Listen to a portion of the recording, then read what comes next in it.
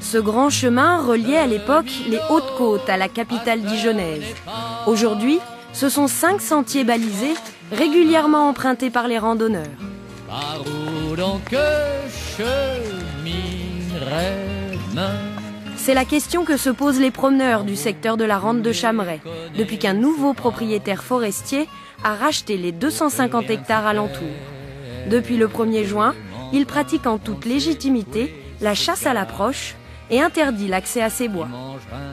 Vous comprenez bien qu'un GR, il part, celui-là, dans le cas précis, par des Vosges, va aux Pyrénées, en passant par le Massif central. Quand il vient ici, quand on le coupe, au lieu de se rendre sur ce site au bout de 4 km, on est obligé de faire 14 km. La polémique a suscité une prise de conscience collective sur la nécessité de pérenniser l'accès aux itinéraires d'intérêt public tels que les sentiers et les GR balisés.